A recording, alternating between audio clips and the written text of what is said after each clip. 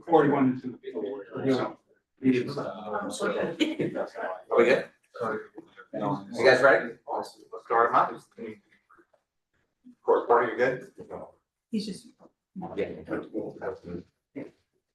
Okay, in accordance with section 5 of the Open Public Meetings Act, chapter 231, Public Law 1975, be advised.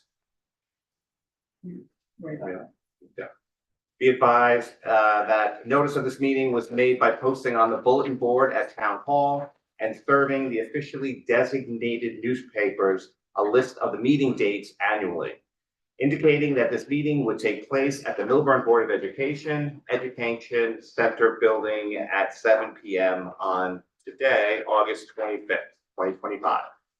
David Bradford, Here. John Harjani. Here. Gary Rosen. Here. Melina Roberts. Here. Joseph Caulfield Here. will be the chair tonight.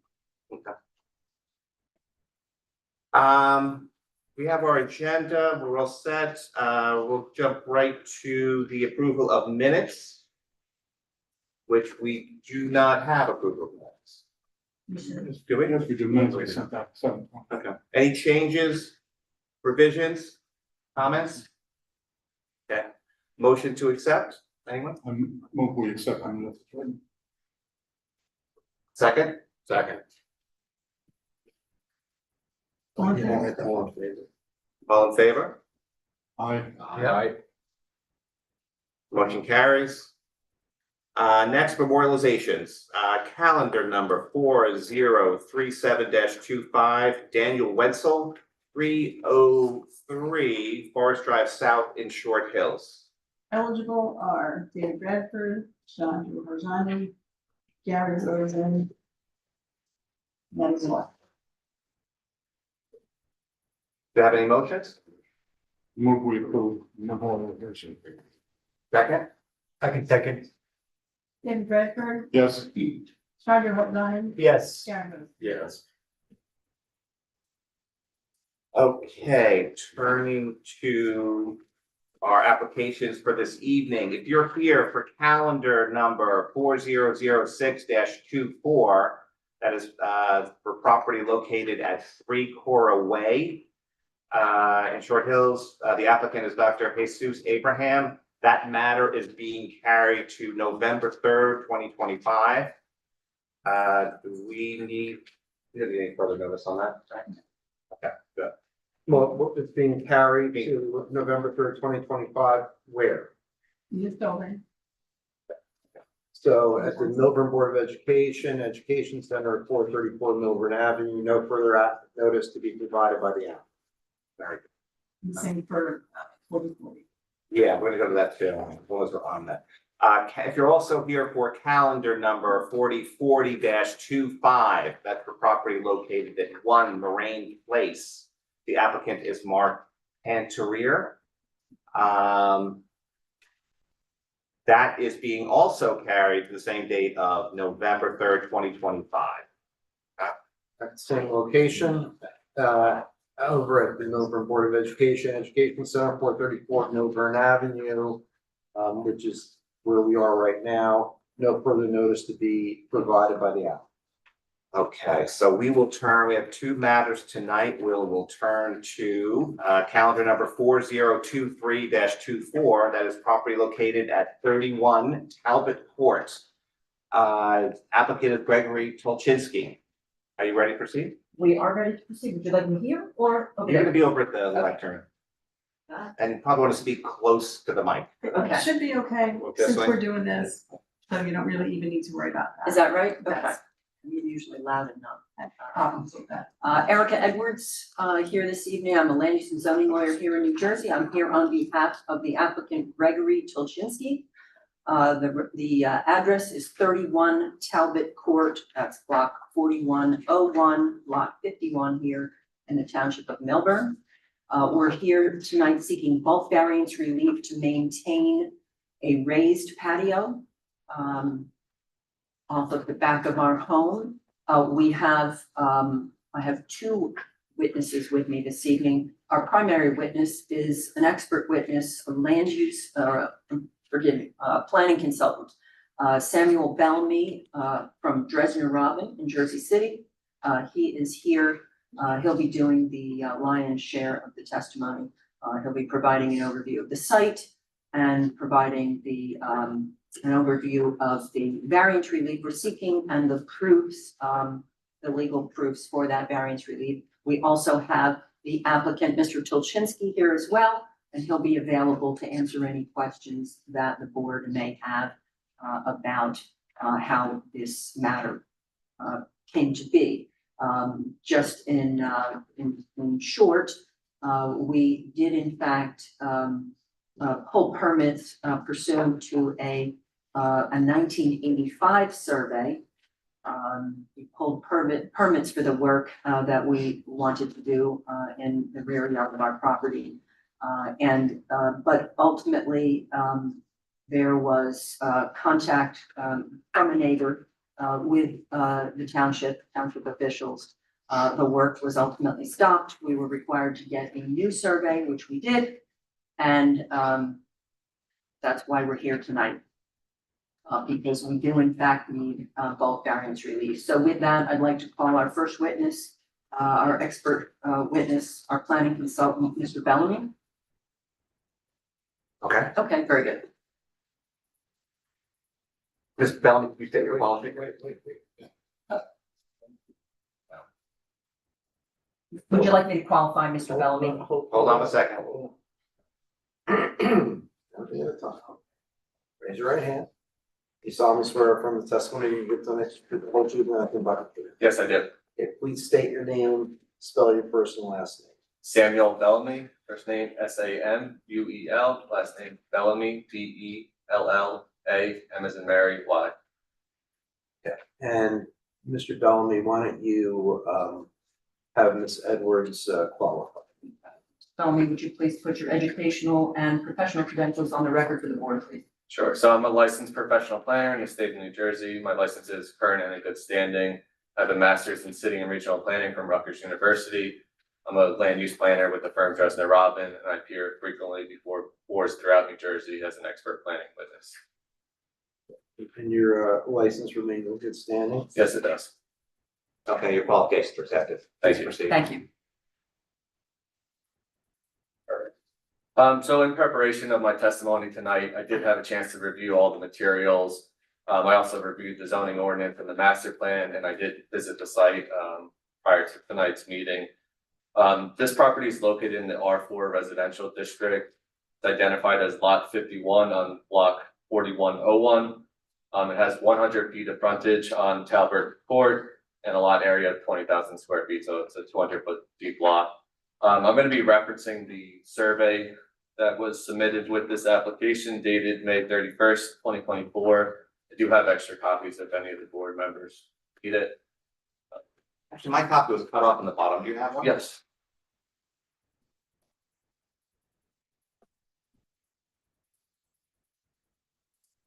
Thank you. So Mr. Bellamy, as you handle that out. Thank you. And we're not gonna mark this as an exhibit, separate exhibit, because it's already been provided to the board in advance of this evening. But Mr. Bellamy, I noticed on the bottom, there's a zoning chart. It says zoning data R4 with various requirements, whether it's lot area, lot width. You're familiar with that? Correct. Right. It doesn't seem that it includes other bulk requirements that are applicable to the R4, like namely, rear yard unoccupied, FAR. So before you start your testimony, I just want to just kind of clarify for the record, actually to help you. Is there any other variances that you've identified as required for this application beyond lot coverage and side yard setback? No, those would be the two variances. We have a substantial rear yard setback, and there's no increase to the floor area of the building itself with this proposed application. So for example, rear yard unoccupied, which is, needs to be a minimum of 25% of the lot area. No variance is required for that. No, Because do you know what the measurement is for that, yes, or even just to confirm that, just only because it's not on the zoning table? yeah, it's approximately 90 feet to the edge of the raised patio. Well, I think we're looking for a coverage number, aren't we? yes, I'm looking for Oh. the rear yard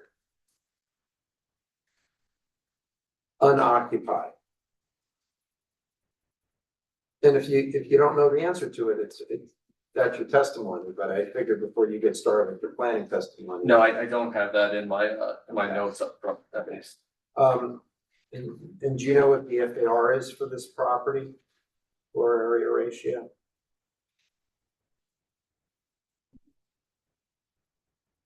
Again, I don't have the FAR, it's a two-story structure. Okay. Um, And then the other one that I noticed was that accessory uses are to occupy an area no greater than 20% of the rear yard area. So did you take a look at that? yeah, based on my review and my site visit, there were no accessory structures in the rear yard area. In the 20% rear yard area. Okay. Thank you. All right, so I did, and I think we should mark this in. I did prepare an aerial exhibit. It compares the 2024 aerial versus the 2025. Mainly the existing patio versus now the partially constructed patio. So for reference, this was prepared by my office, Dresner Robin, and it's dated with today's date, August 25th.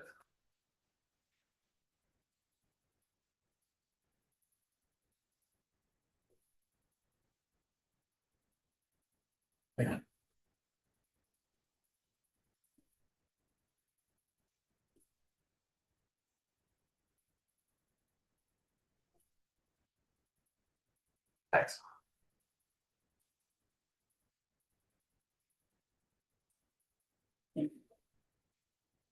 So which one you want to mark as A1 and which one do you want to mark as A2? We can mark A1, the aerial exhibit, March 2024. And then A2 would be the aerial exhibit dated March 2025. Okay.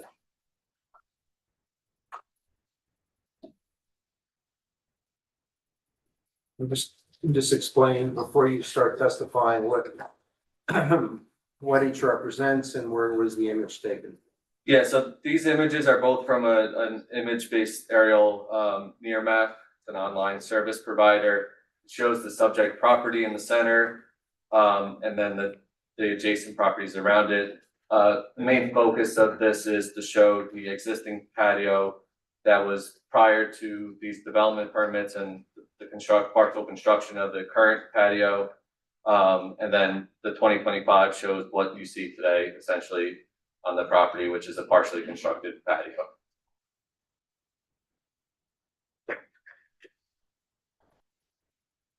All right.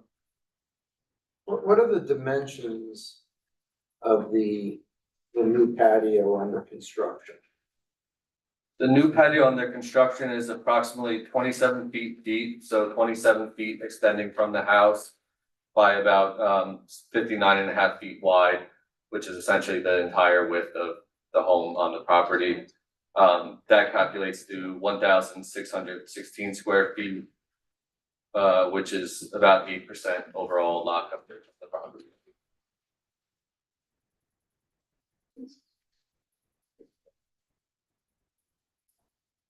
Sure. Excuse me, would you give me those two numbers again, the width and the depth? Yeah, 27 feet deep, 27 feet from the house, and then 59.5 feet wide. You have plans for this? We do have, that's that survey plan that I mean, do you have like a real plan, a site plan that shows the proposed improvements?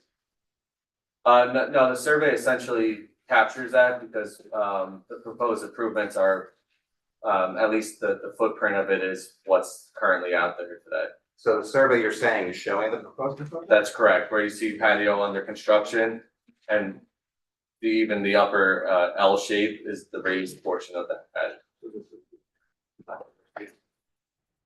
And it's the left side of the patio that has the side yard setback issue. That's correct, because that portion of the patio is above grade due to the topography of the site. So that is above 18 inches and is considered part of the principal structure. And it's currently, the side yard setback with the patio, if it were constructed, would be 0.15.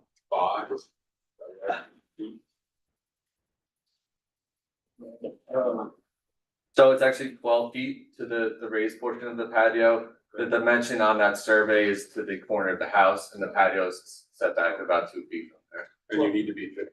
That's correct. So and your, excuse me. The attachment F of the application, summary of variance is requested. States that what's proposed there is 10.07 feet. That is incorrect. My understanding is that's the conservative number of the principal structure itself that's existing. So we did want to be conservative with that, but 12 feet to the proposed improvements of the patio.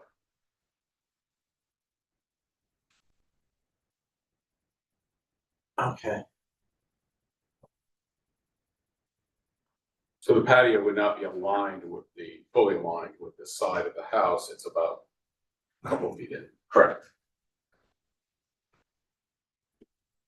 And that raised portion of the patio, I have those dimensions, it's 13 feet wide from the southern lot line. So from the left side of the survey, about 13 feet wide.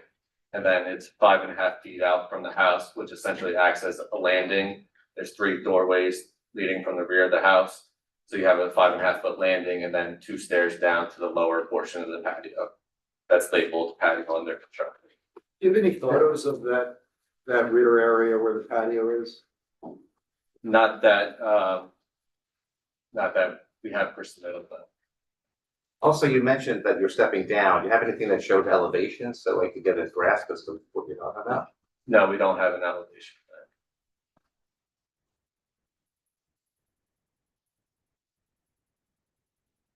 that. Just turning to your A2. Yep. That, just make sure I'm not missing something with the trees, but like the patio surrounding the pool is exactly the patio that's in the survey?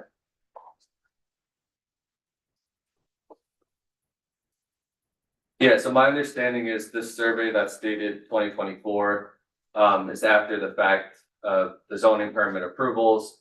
And then when the zoning officer came out and looked at the current conditions after the complaint was filed, a new survey was conducted, and what you see on this survey of the 2024 plan represents what's there currently. That's this one, huh? That's correct. And my understanding is that it wasn't like there was one survey and then there was another survey. And let's just clear this up for the record. My understanding is that the 1985 survey was submitted, but the applicant did not comply with what was on that 1985 survey, but rather constructed some retaining walls around the perimeter of the patio, and that resulted in it being raised to the level of the dwelling. So my understanding from conversations with the property owner is Right. when he submitted for the zoning permit, he came in with the 1985 survey. That 1985 survey didn't have the patio surrounding the pool.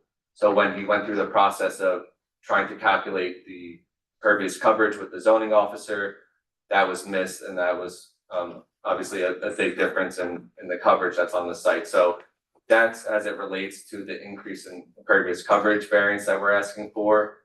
The raised patio portion, again, they were looking at a 2D plan. I don't think it was communicated or understood that it would be 18 inches above grade, which then becomes part of the principal structure. So those 2 reasons are what were flagged and why the work was stopped on the site and why we're before the board tonight. Right, so I'm sorry. just so the board understands that usually when you have an accessory structure, the setback only has to be, correct me if I'm wrong, 12 feet In this zone, correct. in this zone. But because they raise the elevation, the ordinance states that if you do raise the elevation, then it becomes considered to be a part of the principal building and therefore needing to setback not of 12 feet, but 15 feet. And that's why you see the 12-foot setback that it's at is why it was built to that. But again, it wasn't understood at the time of that submittal that it would be above grade, more than 18 inches. So can you explain what the patio is? I'm trying to understand it from the picture. We don't have any pictures at ground level. So if you look at either A2 or the survey, it looks like you have a square area that says patio under construction. And then there's some area, almost a reverse L section coming from the house and out on the left side. Is that part of the patio? Is that at ground level? What is that? Yeah, so that L section is the raised portion of the patio, and that's basically level with the ground level of that, with the first floor of the house. So you step out directly onto that raised portion, the L shape. And then from there, it's essentially 2 steps down to the square that you see patio So under the L, construction. yeah, so the L is raised and then that other area is at ground level. That, And that L is likewise under construction. They're in the same state of construction. yeah, basically the retaining walls are constructed, they're filled in. It was actually built on top of the old patio that you see in A1, that kind of zigzag shape, so you can still see portions of it. There's stone on top of that. And then I believe what's left of the work would be to put the sand on top and then lay the same paver material to complete the patio. So staying with A2, that L section, how high is that above the nearest grade? It was about 2 feet, I guess, from when you walk to the left of the building, about knee high. There's 2 steps that get you up onto level to the house. And then as you go towards the rear of the property, it does slope down more. So you probably get to about 3 to 4 feet, at the edge. Oh. Yeah, So there's a pretty neighbors- significant grade change going from. Right, I walked there back in May, I think. But I mean, so the neighbor looking at a 4-foot wall at that point? At the side of it, not as much, it's probably the 2 to 3 The feet. further westerly portion of it, they're looking at it, what you were saying, Yeah. a 3 or 4 foot Yeah. wall. If that L had been reversed, so it was on the other side, would you have a side yard setback problem? No, that side is actually conforming, and let me just get you the stack. Oh, jeez. So we do meet the combined, side yard setback requirement. I just want to get that exactly.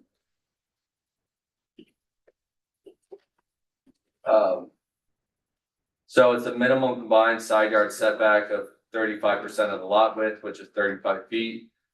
We have 41.48 feet, so it's 12 feet to the south, which is the variance, and then 29.48 feet to the north. So almost 30 feet on the other side. But the 3 sets of double doors in the back of the house come out kind of evenly across the back of the building. That's correct.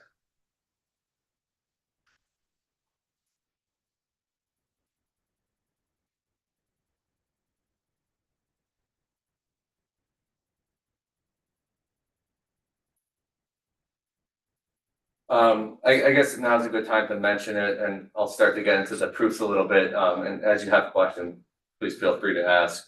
So the property owner did install a 4-foot fence. As you can see through the fence, it's not a solid fence, but he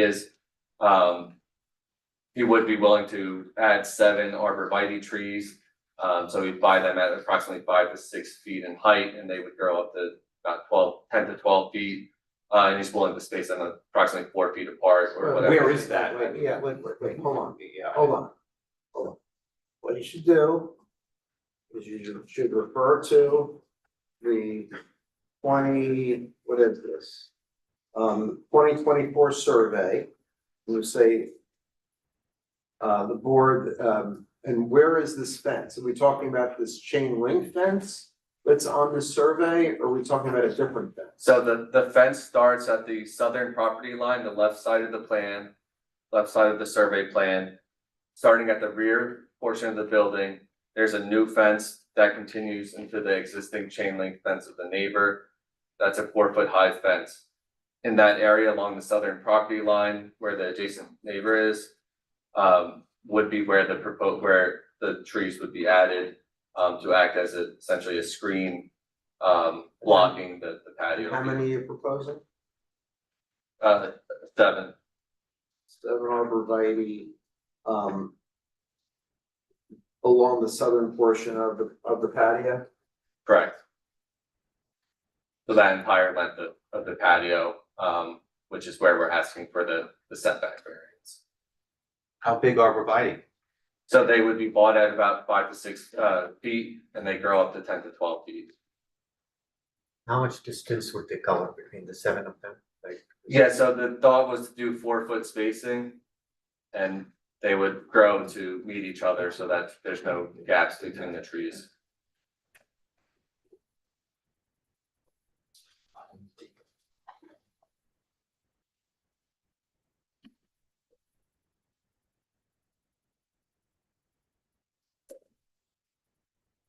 All right, so getting into some of the overall numbers.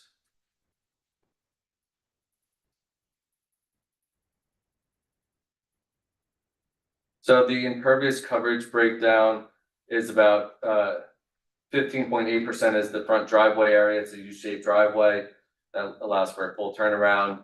The house is about 10.9%. The proposed patio is 8%, and then the pool patio is about 6% on this property. The increase from the new Can patio, you just, I'm sorry, I'm interrupting you. Yep.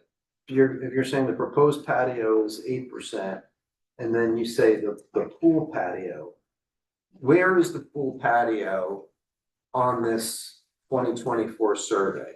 yeah, so the pool, and I'm sorry, I didn't reference that directly. The pool patio is hatched with the circles surrounding the pool. And then the patio, the proposed patio is the structure, the L shape, and then the square that says patio under construction up into that circle attached. And you said the pool patio is 6% of the coverage? Correct. Pool patio and the pool, To my understanding, the pool itself isn't considered as part of the impervious coverage. It's, thought well, it was. lot coverage. Oh, Yeah, we don't have an impervious coverage. They're lot. So does that mean that your proposed lot coverage is greater than 40.7%? 1 second. Take your time.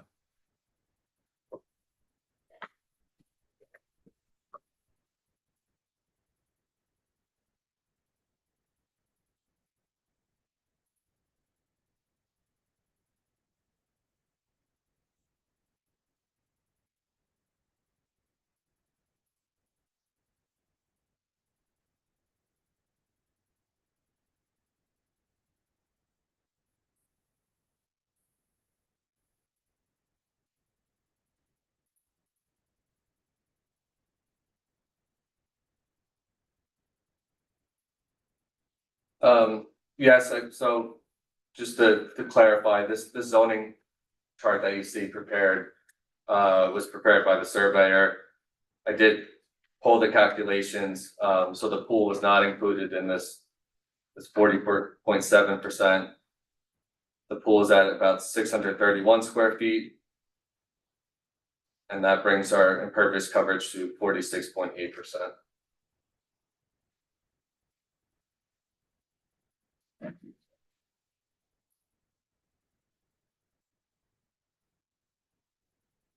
And you said impervious, you mean lot coverage, Correct. As it's defined, yes, in the ordinance. yeah, not, you used the word impervious.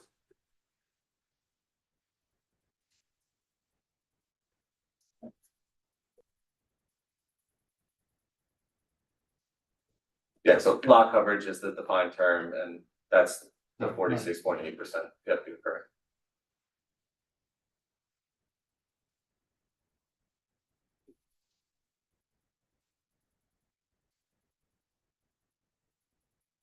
I know there's been a lot of questions and some confusion with the numbers. At this point, before getting too far into my planning testimony, I don't know if it's helpful to take a step back, Erica. we don't have a photo log prepared. I think that's something that would be helpful to the board. And then there seems to be some miscalculations from the survey diagram. Would it be acceptable to the board if we took 5 minutes? Well, but here's the thing, I think, the planner, to his credit, is sort of saying that he wants to take a look to make sure that these numbers are all correct. And what was submitted to the board, no fault of anyone here necessarily, is either incorrect and or incomplete. So I think that, you know, and part of this questioning always is to make sure that if there's additional relief that's required of the board, that we identify it now instead of you getting an approval or whatever, denial, and then coming back at a later date for additional relief that, Understood. you know. So I don't know how the board feels about that. Have a complete set. Yeah, the plans are just, from what we see, these Yeah. plans are severely lacking in any kind of detail. Not to. Yeah, no. Obviously. And, you know, through this questioning, that's, you know, it's realization that I think we need a full photo log. We need a more detailed calculations, setbacks to all the dimensions. To really put into perspective what's being proposed so that, you know, you guys have a full understanding. You know, I regret that we didn't do that ahead of this meeting, but out of respect to the board, I think taking that step back is probably appropriate. That's well said, not to mention the fact that even the shape of the pool is wrong. The pool patio is not depicted on the original survey. So. I mean, and also if you're going to be reassessing your planning or potential plans for this, since we are talking about a height, such as which bringing you into some of these variances. Yep. It would probably be a good idea to add elevation. Yep, I agree. I think that's part of the variance relief. I'm not a surveyor, so I don't know that I'm qualified to go out there and take the actual field measurements, but I think ahead of the next meeting, we could at least get some spot elevations that put into perspective, you know, where the exact height is that's above grade, so that the board can really see it along with site photos. I think that would be very helpful. One other thing that you might want to take a look at, if you look at A1 and A2, along that left-hand side or southern side, there is, you know, some mature vegetation there. And we'd want to know whose property is that on? And it's hard to tell from the aerial. Yeah, so these are both from March, and that was actually intentional, so you could see more of the patio and the trees have less leaf coverage. The property owner did receive tree removal permits ahead of this process. So there was some mature trees that were removed between 2024 and 2025 that are adjacent to that prior patio area. So those trees are this property owner's trees, they're not the next door neighbor's trees. What's shown on this survey, the Yeah. mature trees, they're on these adjacent property. Oh, so I'm looking at the pictures. Yeah. So at A1 and A2, there's a whole row of what look like very mature trees. Are those trees on this property owner's property, or are they on the next door neighbor's property? The adjacent. They're not. adjacent. Okay, all right, but this property owner is proposing to potentially put some additional vegetation in front of the fence that is either there now or will be put there. Yeah, and I think that's another element we could probably put onto a plan so that board could understand what trees are out there and what's being proposed to kind of show that difference. I'm looking at A1 and I see like to the left of this pool, I don't know if that's a massive dry well or a trampoline. It could be both, I guess. I believe it's a trampoline because there was a trampoline in the back of the property, not in that same spot. Okay.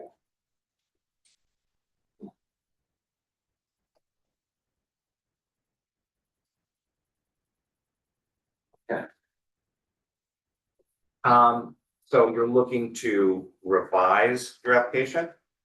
Yes.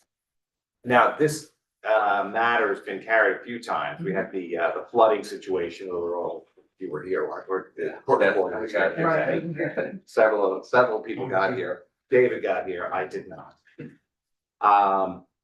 I would ask for the audience, I would ask if there's anybody in the audience who would like to, well, any comments? Well, before we get to, I mean, I think that the applicant wants to revise their plans, they're gonna need another date. Right. It's fine to ask if there's anybody in the audience who's interested in the application, but now would not be a time, because they're gonna have a chance to, once the planner is finished with all of his testimony, including once after he comes back, then any member of the public's gonna have an opportunity to ask questions. Okay. Even before they make comments, but I suggest for the benefit of the record, especially because they're gonna revise their plan anyway, Correct. If to, you're speaking on to something. maybe not do the cross-examination now. Sure. But I think it's appropriate. I think, Joe, you raised a great point to ask if any member of the public's here is interested in the application. What we're saying, for any members of the public that would like to address the board about this application at this moment, what's happening for any members of the public is the applicants have identified that there are some shortcomings in their application and are looking to take a time out essentially and to revise their paperwork and put plans together that we can read and make a very, in-depth decision on, if you will. But I realize that this matter has been carried at least 2 other times, and we're talking weeks between meetings. So if there's any members of the public that are here on this matter, if you'd like to be identified, Yeah, step up, please. let's start with just. That's all. No comments either. Just Yeah. find out where. That's what you feel, yeah.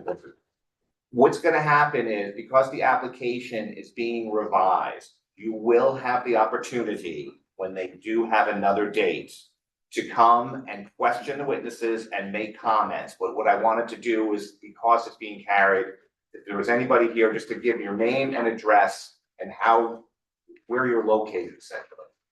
Yes, this is Gerald and Ken Rampell. We are at 27 Talbot Court, which is the house that faces the wall, if you will. But you're the adjacent property on the left, facing. Yes. I'm sorry, your last name is? Rampell, R-E-M-P-E-L-L. Thank you. And we do have comments and Okay. issues. As I was trying to let you all know, I mean, what's happening now with your application, they're going to be revising it, so you'll be commenting on things, and then you'll have to comment again, and the record, as council That's fine. pointed out, will be incomplete. That's fine. We want to give everyone, I wanted to just reach out to the public, because we did have this, especially since we had the flood situation, just so that the board knew that there were people out there. We'll be happy to come back forth. Okay, all right, thank you very much. It's also good for the applicant to know that there's some interested parties with regard to this application. Okay, Let's see where that goes. good. Do we have a date, Eileen?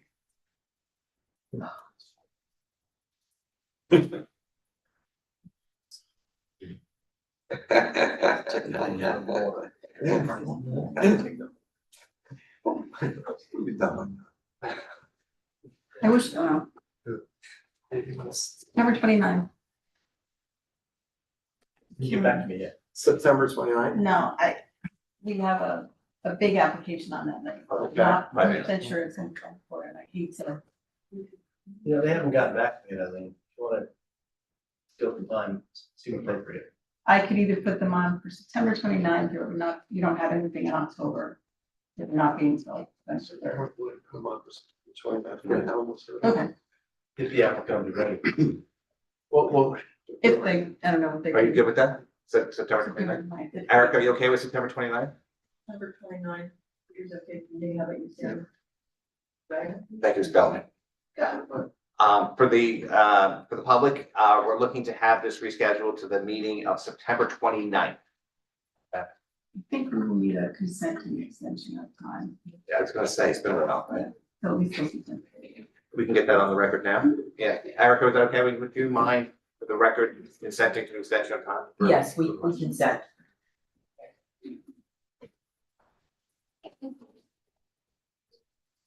Okay, so this application is being carried to September 29th, Monday, 7 o'clock here in this very location, 434 Milburn Avenue, Board of Education. No further notice will be provided by the applicant. So this is your notice to appear on September 29th, 7 o'clock. Thank you very much. Thank you. Appreciate your consideration tonight. We'll see you on the 29th. Thank you.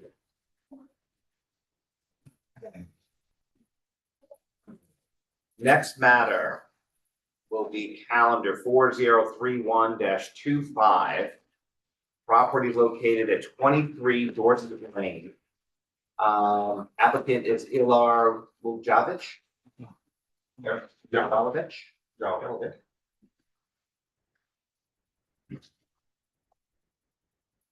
Are you here for this application? On this. Just recording. Okay.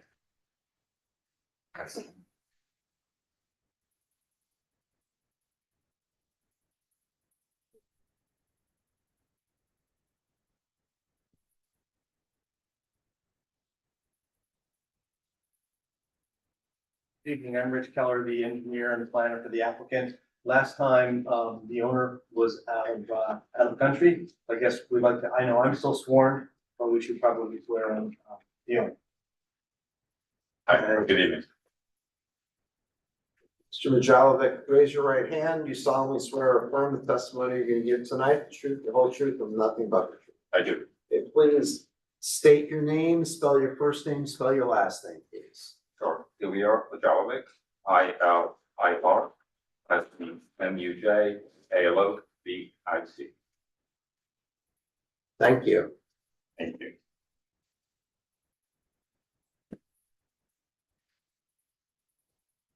So I think, Mr. Keller, what would be helpful is if you could just maybe give a brief summary as to where we left off and where we're going. Certainly. We presented, back in late April. Two of the members of the board were not present at the time, so, and that was our first day in this venue, so we had, the video failed, it didn't go live, so we provided a transcript for, the members who weren't here, who have indicated to Ms. Davitt that they have, they've read the transcript and therefore would be eligible to vote this evening. Right, Kyle? Great, so let's confirm that right now. Ms. Baker and Gary, who I sent the transcript to and both of things that. I read the truth. Okay, so all 5 members are eligible to vote. Yep, thank you. So and I guess one thing that's, the transcript is great, but it doesn't always come with the exhibits. I'm going to briefly show the exhibits as well. The property is a slightly oversized property, 24,036 square feet located in the R4 zone. It is located on the intersection of Dorset Lane and Arden Place. The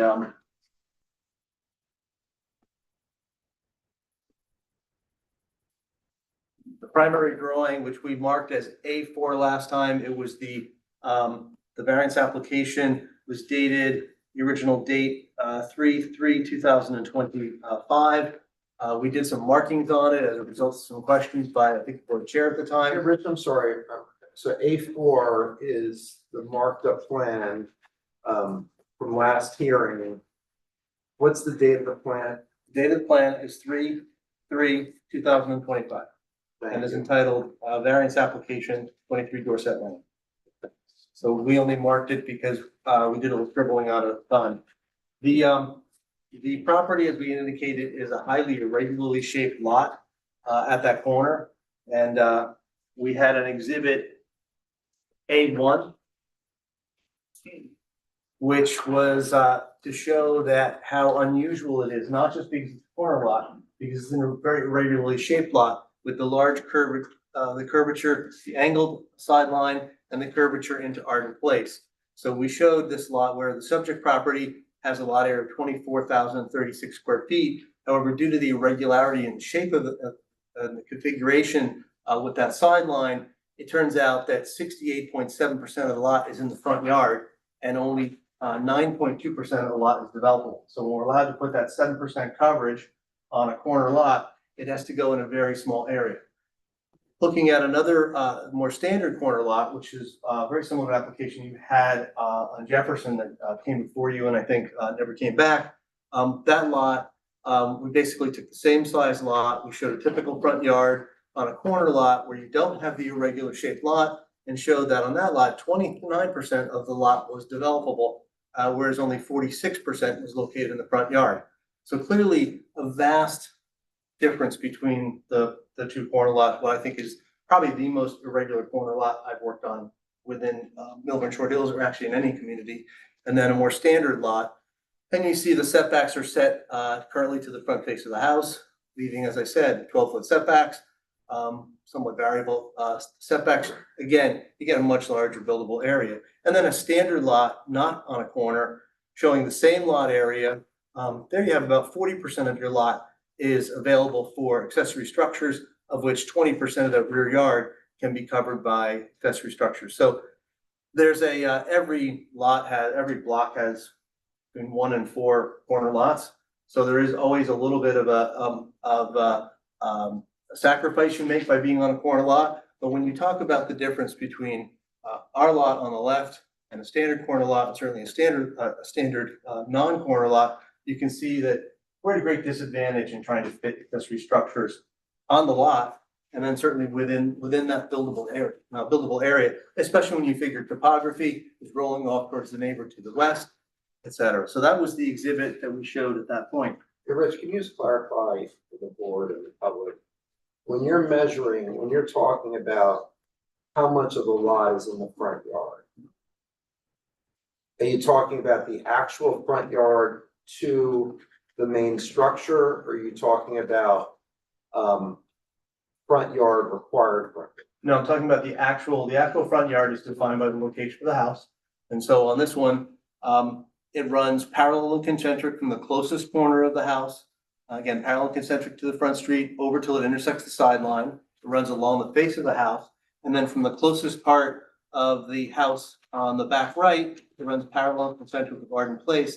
And that creates an area. Keep in mind the curb line is another 10 feet out there, but that creates the actual front yard that we use for front yard coverage calculations, et cetera, and also the placement of accessory structures on a corner lot. So that's clearly defined by the location of the house. Right, so put another way, if this house was constructed and built closer to the intersection of Dorset Lane and Arden Place, you slid it down, right?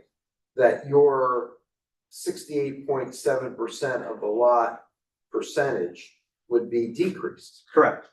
Yeah, if we could get ourselves to nudge into that corner further, we have an average setback, which is some 52 feet, I believe it is, where it actually gets smaller as you go up further up Arden. It gets down to the closer to the 40. If we had a 40-foot setback permitted, we could actually we could do an addition to the house bump out, and that would redefine that front yard. And or if I could slide that down, I could certainly get a much more usable backyard. But again, this irregular shape of trying to fit a house in, and we worked with the original developer who wasn't so concerned about the rear yard area, and we tried placing it at a number of different angles, and there just was no way of getting even an undersized house onto that lot closer to the intersection unless you went really undersized. When was the house built? 2020. 2020. Yeah. It was built by a developer, not my client. And the So all the requirements in terms of front yard setbacks, not building in the front yard, they were all in effect in 2020. well, there's been a change. So in 2020, the requirement was that on corner lots, accessory structures need to be 80 feet back from the street, 2 times the minimum setback. Minimum setback was deemed to be 40 feet when there was no established average. So it was deemed to be 80 feet. So when the applicant applied to come before this board on the previous 2022 application, there was an ordinance that I'll show you in a second that the structures needed to be 80 feet back. They were actually from the street, they were proposing between 13 and 18 feet at the time. And so it was a vastly different application, which I'm going to go into in a second. But what I wanted to just go through for the board is, so for those who were not here, when I referred to this as being a hardship that's created by the shape of the lot, I think this graphic, even if you squint at it, tells a big story. And as Rob said, if we were able to, we created a more unusual shaped house, an odd shaped house, maybe we could have pushed more into that. Again, in an R4 zone, you can't have front facing garages. So there was really no way of getting this house to snuggle in closer. So even though that's the minimum setback, that's minimum setback, there's a whole bunch of front area in that corner lot that is orphaned to the neighbors. And so again, when you try to put an accessory structure back in that green area and figuring back from topography, it gets very tight. Now, I will say, part of this application, we do not need coverage variance for accessory coverage. We're actually well under the accessory coverage. And we listened to the board last time when we made some changes.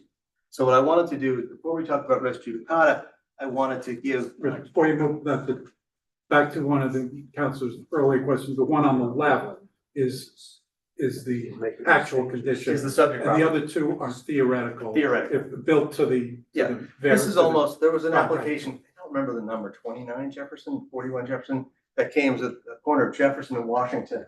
And they tried to hire me to do planning. I turned it down because it said, you're just a standard corner lot, putting a fence up along the side street. There was really no reason for it because you have a pretty usable rear yard.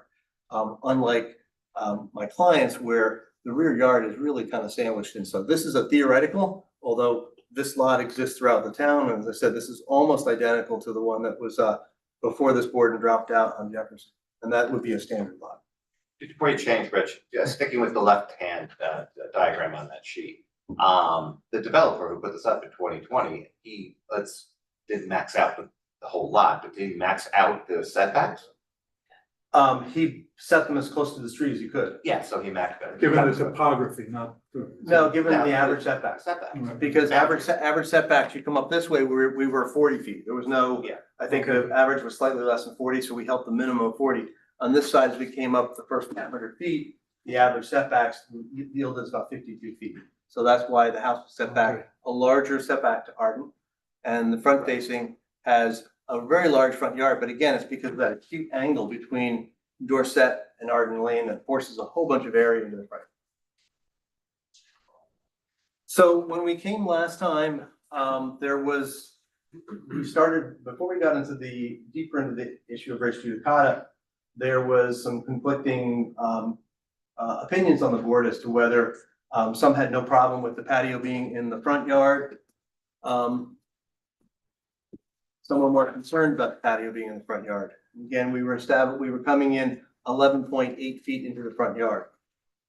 We listened to that. We did make a change, and this would be A5, I believe. A5. And this is the variance application, same drawing you saw before you, except it's now dated revision number 1, front yard patio reduce, 8/25/2025. And in this one, Does that have a number on it, like a? it's also sheet number 1. It's the same as the other sheet, but it's been revised. So in this one, what we've done is we've reduced the size of that patio. We turn the corner at 5 feet and come in, and as soon as we get even with the pool, instead of expanding to 13 feet, we cut that down to 10 feet. 10 feet being what we think is the minimum to allow for a lounge chair. And you can see there, that's actually shallower than what you see in the photograph in the upper right. So that allows for a lounge chair and a 3-foot walking path in front of it. So the idea is that you're not just limited to 3 lounge chairs, you can get a few more lounge chairs on this side, facing back into the pool. It's really not seen as being an active play area. It's not intended, it's not big enough to put a grill on, a dining room table on. It's really seen as a passive location to just fit enough of lawn chairs and wrap that corner with additional lawn chairs. So you Just can while see you're on that. that, Rich, you have the drawing that we have shows it as 13 feet by 34.3. This What is is it now? This is a rivet. I'm calling it now to be 10 feet by 28 feet with a 5-foot jog and then a 5-foot jog back. So it's now 10 feet instead of 13 feet. And the distance off the property line as proposed on this revision, instead of being 38.39 feet from the street, it is now 41.39 feet from the street. So 41.1. So again, recalling, much of the R4 and R5 are developed with 40 foot as the minimum. So if you don't have an established setback, 40 is what the ordinance likes to see. And I thought it was, besides, making it so it's really not a place where you can have, a lot of activity, we thought cutting that down, reduce the amount of pavement in the front yard. We go from 399 feet of pavement in the front yard to 271 feet. Rich, could you maybe pass that around? Yeah. Or like, I'm too old to see. Let the record reflect that Mr. Rosen seems very spry. Oh, that's a house. Able to confidently review this application. Would you like to see? What's the green shaded area? The green was patio, now it's lawn. That's the part we removed from, as a function of this, revision. So Rich, in your mind, there were a number of safety issues raised by the homeowner Yep. as reasons to do things. In your mind, this relieves those. Yeah, we talked about being both C1 and C2, and the C1, the hardship created by the lot, creating a reasonable amount of patio spaces on the property, and then creating a reasonable amount of breathing room for that patio, and not giving up your whole yard, outside a fence where it's really not usable. And then we also talked about C2, and I'll recap on these. We talked about C2, where it advances the purposes of the Land Use Act, primarily in safety. As was indicated, we can't get, and this just goes back to A1, we can't fill in around the upper left side of the pool with a walk or patio because that's less than 12 feet off the neighbor, so it'd be a different variance. And I think that's a little closer to a neighbor. So we thought we'd rather go toward the street where there's a dense buffer and basically virtually no visibility whatsoever. So it allows for grandma or the kids to circumnavigate around the pool without sort of reaching between the fence. The kids are playing and jostling and running. They're not bouncing off the fence and landing in the pool. So we wanted to allow some hardscape on that side. And so we turned the corner at 5 feet. And I'll be honest, I'm not a great poker player. We think that this is sized down. Happy that we got more than 40 feet. If the board, I know the chair's not here anymore, if the board felt really adamant, we would go 5 foot the entire length. What's most important is that we create safety, which I think the 5 foot does. The added going to 10 feet, I think makes it more usable, not for active activity. Most of the noise is going to be generated from kids in the pool, we hope. And then parents and kids on the lawn chair generally don't generate any activity. Look, we're a corner lot. We hope the kids play in the front yard, throw a ball around, throw a baseball. That's going to happen either way, except it's sort of bifurcated and it feels like it's not their land and you've got to go through a fence to get out there. And the result is like, it's unusual to see any property in the R3 and the R4 zone in Short Hills that have a fence that really bifurcates half of the yard in the back and prohibits people from using that yard or discourages. So we think that makes it safe. If the board felt it will be better at 5 feet, I calculated that as well. We think this is pretty nominal. We think it still meets the C1. Can you show the board, Rich, what you're talking about? With, you're looking at 8.5, right?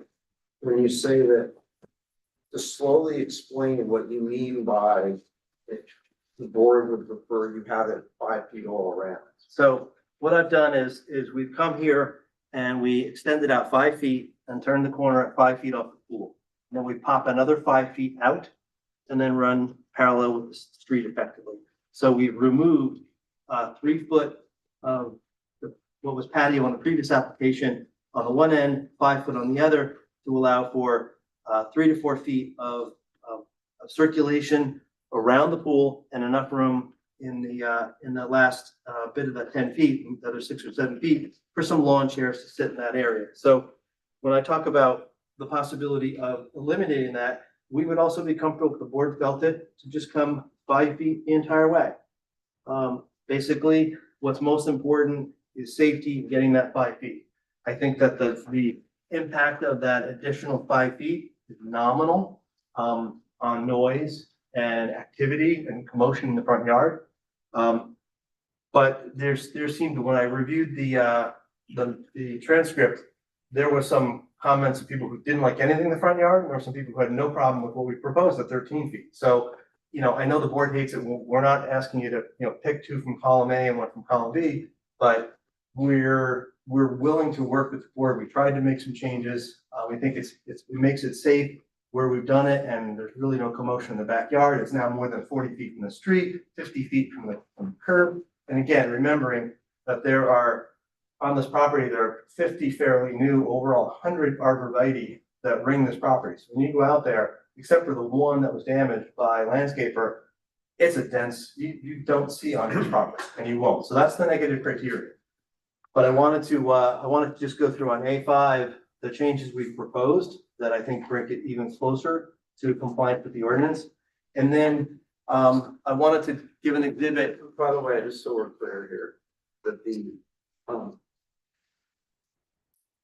is that you marked your sheet up. We're gonna consider the original A5 with the marking as A5. Okay, Yeah, you broke the cardinal rule, Keller, but that's okay. I thought since it's a new one, I can mark it. No, it's okay. A5 will be your plan Mhm. with today's date, which includes a markup. Okay, Or it's just so I'm clear. So originally, the proposed patio would have, was 13.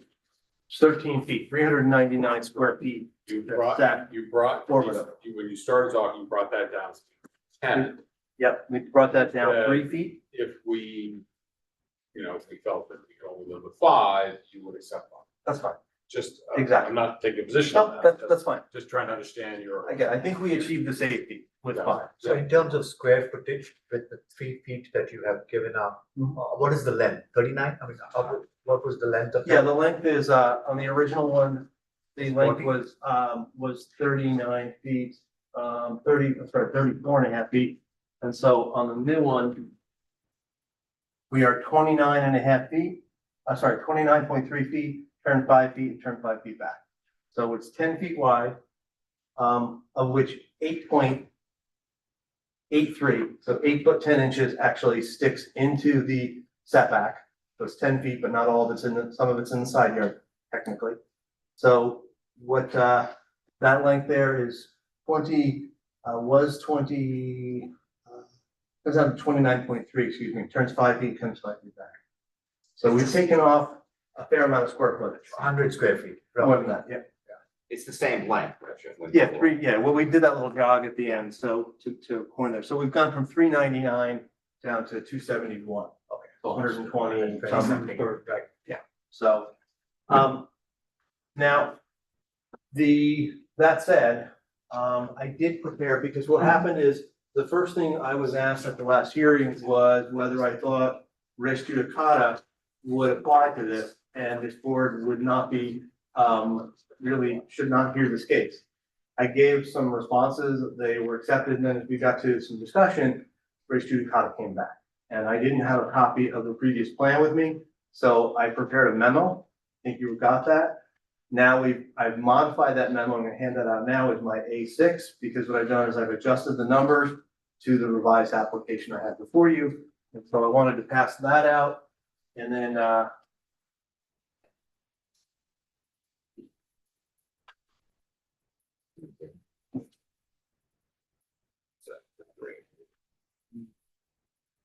Thank you, Rich.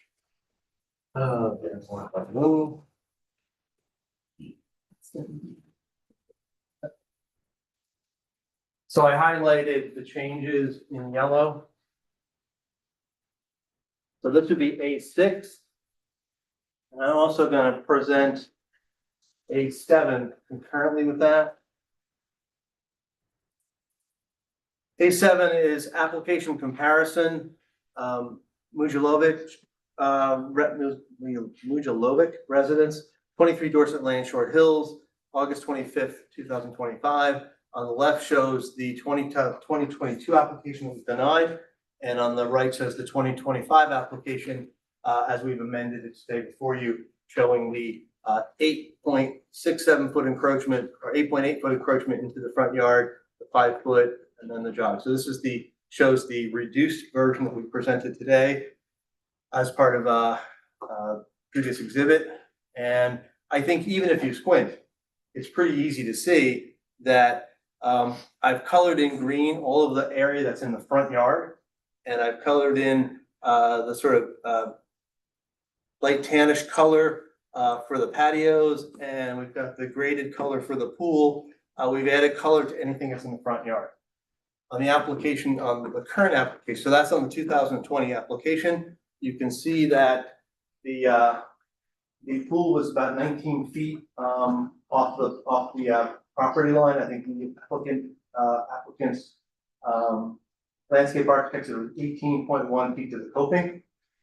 It's about 13 feet off of the right-of-way line, still under 10 feet from the right-of-way out to the curb. You can see there was 1,256 square feet of accessory use in the front yard. That was fully in the front yard, and this was in an ordinance that required 80-foot setback. So all of this entire pool needed a variance because none of it was 80 feet, none of the patio, except for a little bit out in here on the left side where the stairs come out of the house. Basically, the pool filter equipment, the entire patio, the entire pool was all forward of this 80-foot line. So it was all needed variance relief.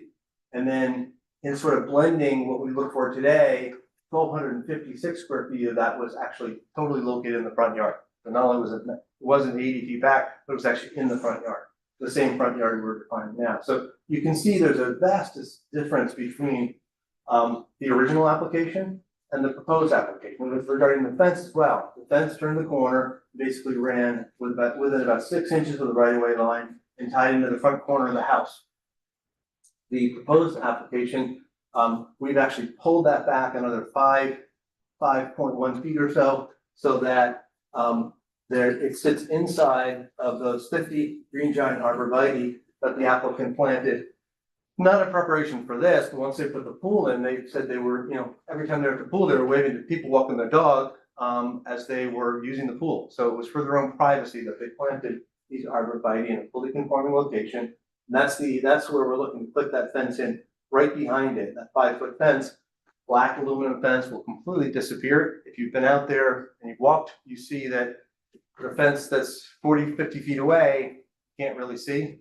And then certainly when it's right behind the landscaping, the landscaping, which was planted at probably 6 to 8, it's probably 8 to 10 now and will continue to grow. So there's really no negative impact. But you can see just by looking at these two, the differences between the applications that I have before you. If you had a chance to read our memo regarding res judicata, we think that this board certainly has the legal right to hear this, that the issue of res judicata would not prohibit you jurisdictionally from hearing it, because we think it's a significantly different application, both in terms of fencing, in terms of the overall. And I would point out, I reviewed the resolution from 22 fairly closely. It mentioned the variances needed, including the front yard. It mentioned the front yard fence. It mentioned that the neighbors thought the fence would be, that the pool and fence together would be an eyesore.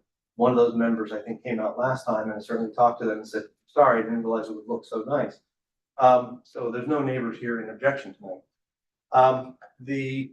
What I did notice was the most stern language in the resolution had to do with what they thought was a vast excess of building coverage associated with the vast excess of accessory coverage. It did not have anything to do, there was really no pointed comments or individual comments about the fence in that application. I think one of the board members said that the fence was mentioned 6 times, but it was only mentioned in the context of saying these are the variances you needed, and included a front yard fence variance, included a front yard fence variance, et cetera. So I don't think that the resolution I think was much more focused on the not having met the negative criteria on the excess lot coverage. So if you look at the page 2 of my memorandum, you can see the 2022 variances requested. Required setback for the pool is 80 feet. They were at 18. to the coping.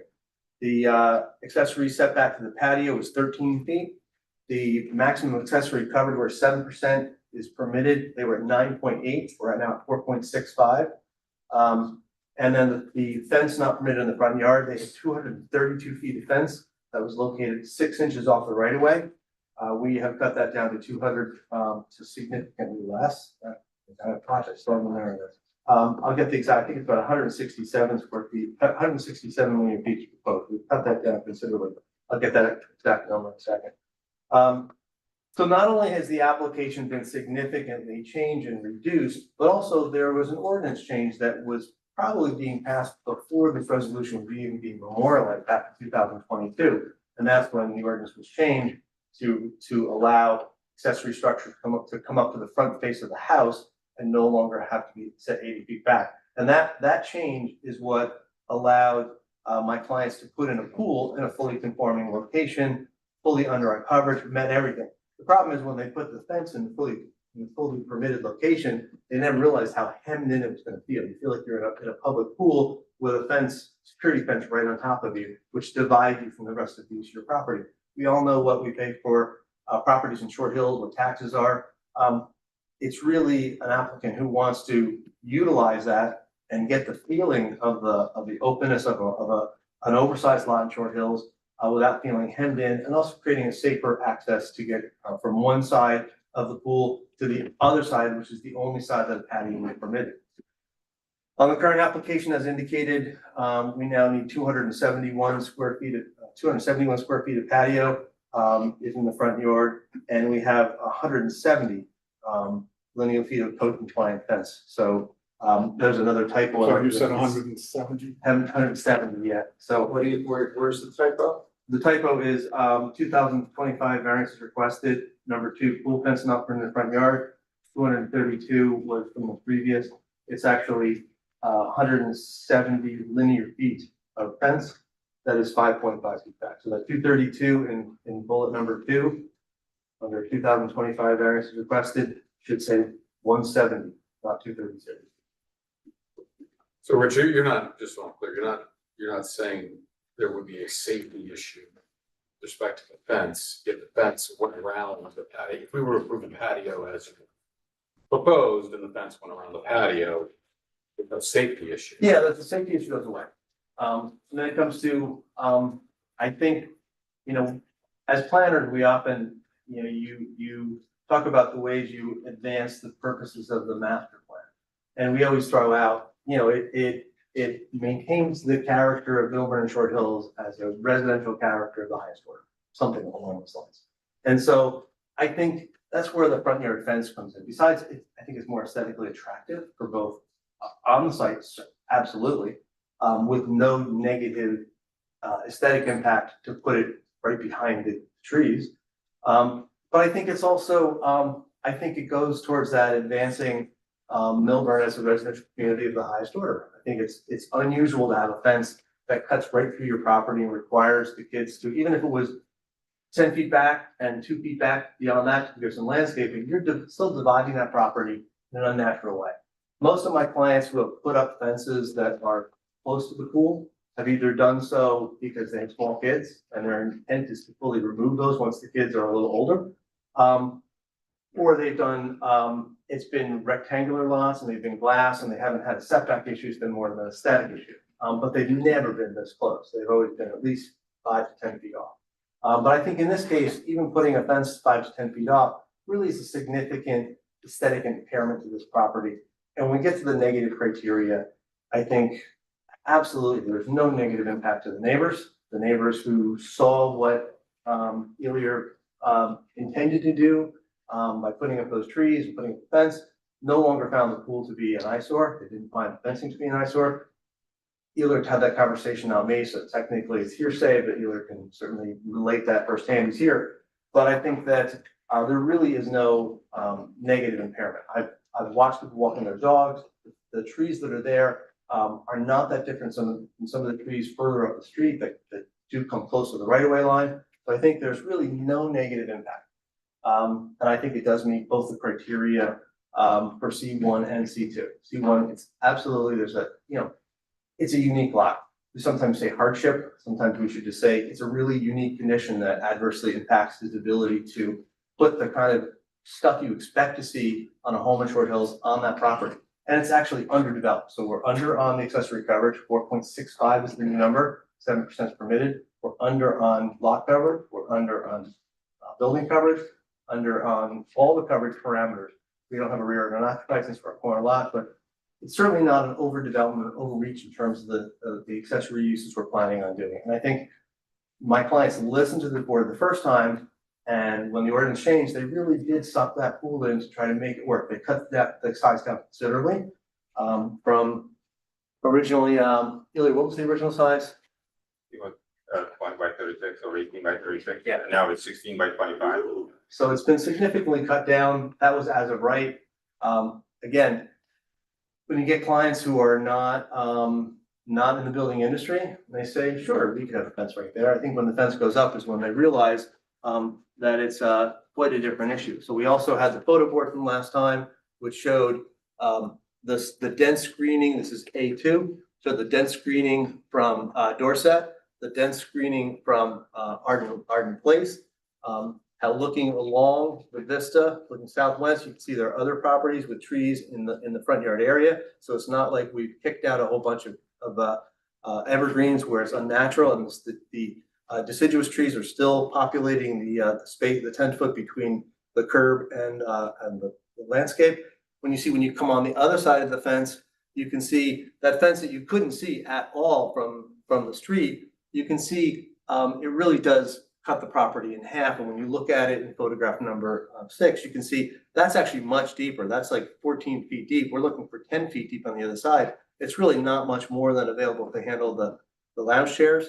And that fence location really is unnatural. And that's why we have the safety issue, because it's really right next to the coping, which is shown on photograph number 6. So I think that we certainly, if you squint or you look closely, either one, you look at A7, I think, and you look at the information we've provided on what defines res judicata. I don't want to read the memo completely unless you'd like, but I think clearly we get over the hurdle of res judicata. It's not like other res judicata issues which you've dealt with in this town in the past, where ordinances got tougher, applications got bigger, coverage got larger. This is completely the opposite. And, you're not setting a precedent by allowing a fence in the front yard. There are a lot of fences in front yard. Many of them are grandfathered. I think one of your board members has a grandfathered corner lot front fence, front yard fence. Most of the pools I've done, I went back and looked, most everyone I did, that we had a front yard pool or had front yard, we were redeveloping an existing front yard pool that was done in the 40s and 50s. There were existing fences we were replacing. So I couldn't find many new fences other than unique lot like South Terrace. There's flag lot up there that we did a front yard fence. There aren't many that are exactly the same. We've done some fences in the front yard on Jefferson where they are through lots into Madison. Pretty much any other application I worked on that did have a similar corner with a front yard fence, corner of Long Hill and I gotta think of the name, Hampshire, has a pool in the front, partially in the front yard with a front yard fence, but that front yard fence was there when we got the pool approved. So unfortunately, this is a problem on corner lots that has been. Just when you talk about fences, Rich, the fence to the right of the building, The right of the building. to the right, or the east. Right, yeah, do you ever think about pushing that back to the back of the building? Oh, That would here, eliminate, yeah, that would get rid of some of that. we'd be happy to do that. We did look at that. Instead of splitting the building Yeah. midpoint, you run Yeah. it along Yeah. the back. The first application actually had it at the front Right, line. Yes, it did. We were moving it 2/3 of the way back. I shouldn't speak for my client, but I don't think. Yeah, The look, question was, could we put the fence basically, from this point over? Look, I mean, we'll consider it, but looking at the negative criteria, I mean, and I know some of the board members came out, and so thank you for that. And I told Rich, I really thank you for doing a very incredibly difficult job. It's the fence and the patio really cannot be seen, at all. So negative criteria, so even if we move the fence closer to where you would suggest, I don't see a huge benefit. But, you know, obviously we would consider it, especially when, the negative criteria, are not really there, and I don't think it would substantially impair, you know, the intent and the purpose of the zoning law.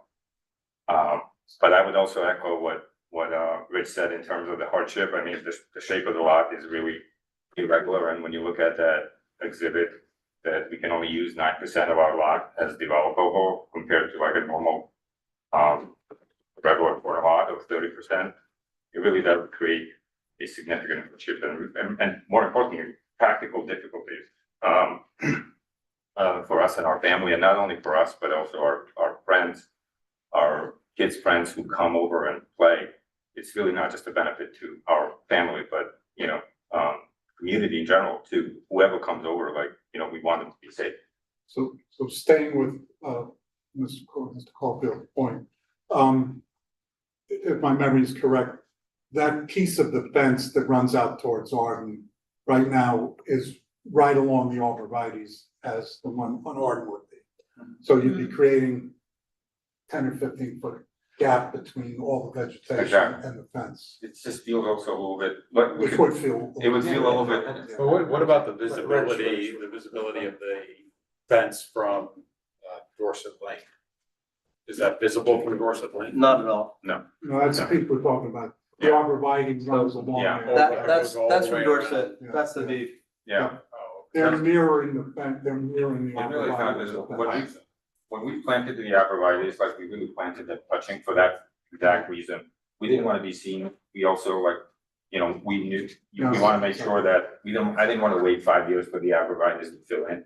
We really, you know, planted them right what the landscape architect said, you know, we said, let's plant them touching for that reason. Mr. Majalovic, were you the original owner, the first owner? Yeah, we bought the house new from Ed Halia in 2020. Oh, did you at the time? Yeah.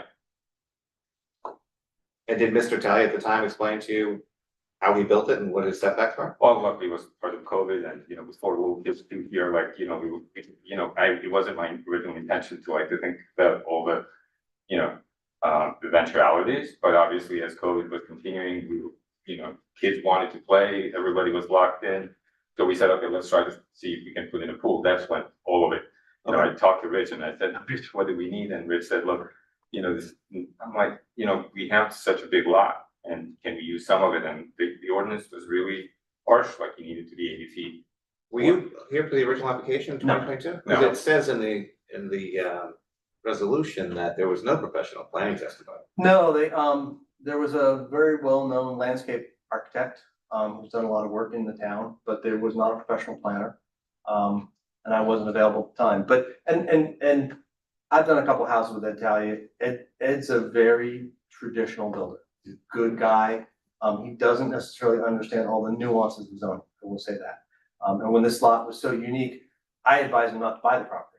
And so he said, well, I already bought it, and so, you know, we made a house work, it was a little undersized for what the lot would allow, but I don't think the nuances, I don't think Ed tried to hide anything from the buyers, but I don't think he understood necessarily the ramifications. You didn't have your first chart. He did not have my first chart. I didn't either.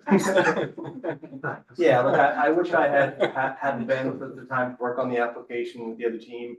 I thought it was a stretch, I probably would have, you know, we would have listened to the board and maybe come back with something else, but if we had delayed a month back then, we would have the benefit of that new ordinance, but at any rate, we are where we're at, we think it's we think it does not get hung up on res judicata, and we think it meets the criteria. When you say the new ordinance, you mean when they that 609.1. When they went from 80 feet to. You did, because they put a pool in. Yeah, Yeah.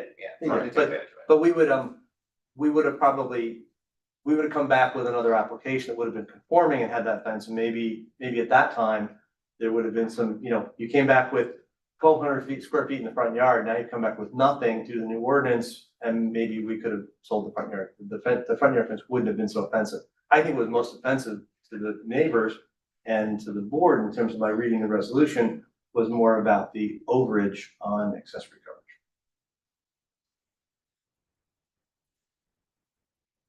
But I don't think anyone would have liked the fence being half a foot from them.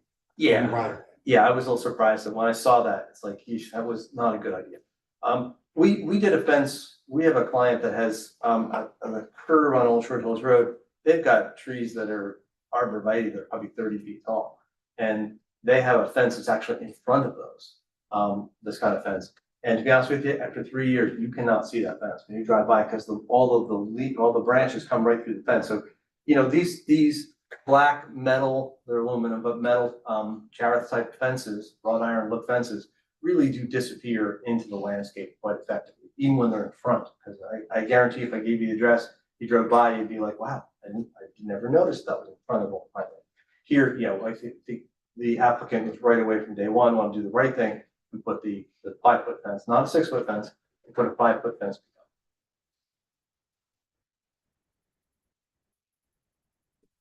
Any other questions, board members?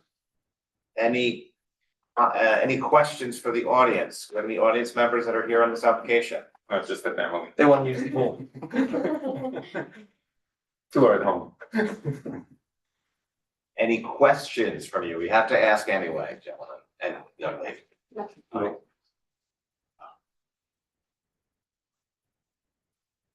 Before we close, Yes, if there's any comments. and I want comments and questions, isn't it? Maybe questions. Oh, sorry, questions, so sorry. Any comments from the audience? Any comments from the audience? No, thank you. As far as the res judicata, Yeah, let me, you want to? let me jump in here for a minute. So this application, you know, from the onset, addressed the issue about whether res judicata applied. Now, as the board knows, if res judicata applied to this application, let's say that it was the exact same application brought a second time, a couple of years later, the board would be free to rule that we're not even hearing this application because it's the exact same application that we already denied and you didn't take an appeal, et cetera, et cetera. Well, being very familiar with the case law surrounding res judicata, I suggest to the board, and it's up to the board, I can just give advice, in this case, legal advice, that this application overcomes any issue with res judicata. It overcomes it really for two main reasons. Number one is that if you look at the variance relief that was requested in 2022 versus the variance relief that's requested in 2025, especially given tonight's testimony, that it is very different. And I think that in terms, and plus you have a situation where there was an ordinance change. So if you take all those factors together, I do not believe that res judicata applies to this application.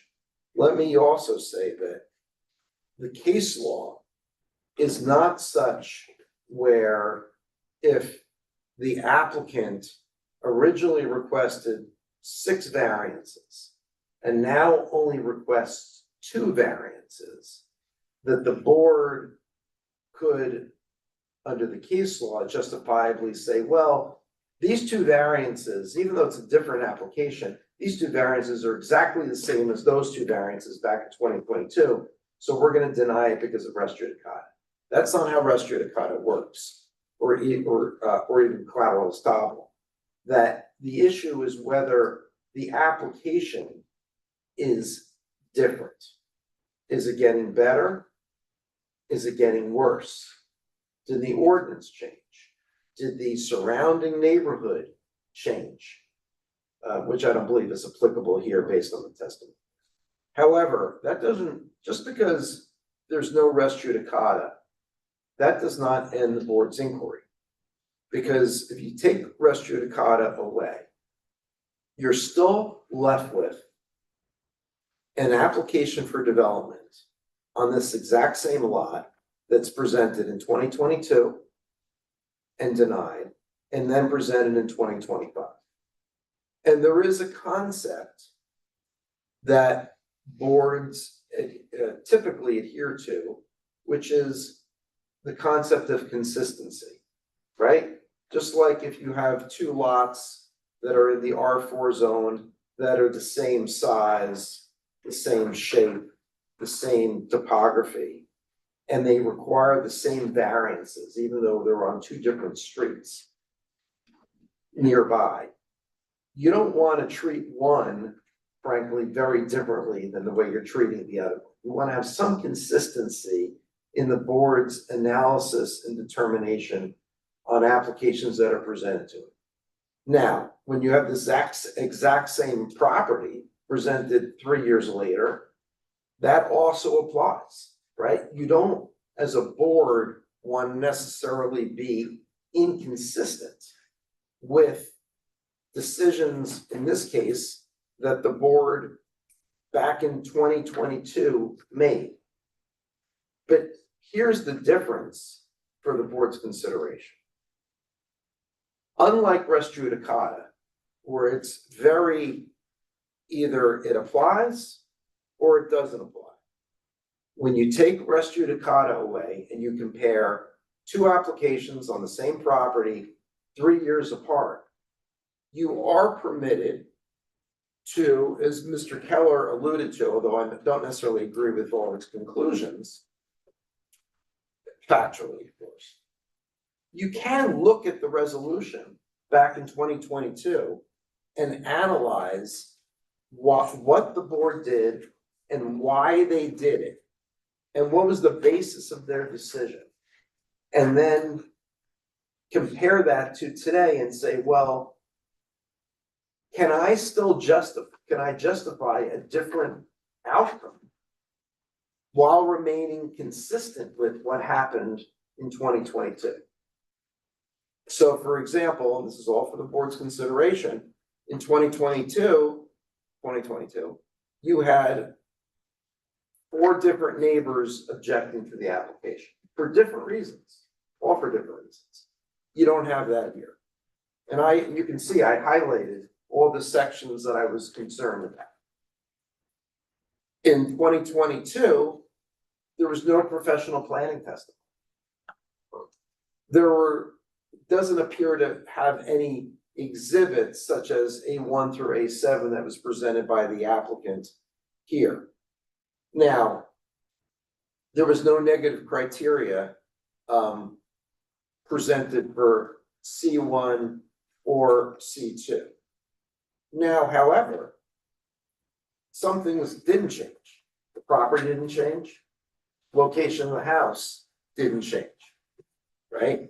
So the board needs, I believe, to assess sort of all of that and make a decision, whatever the decision is, that is not entirely at odds with what happened in 2022, but whether the board can distinguish between what happened in 2022 and what happened in 2025.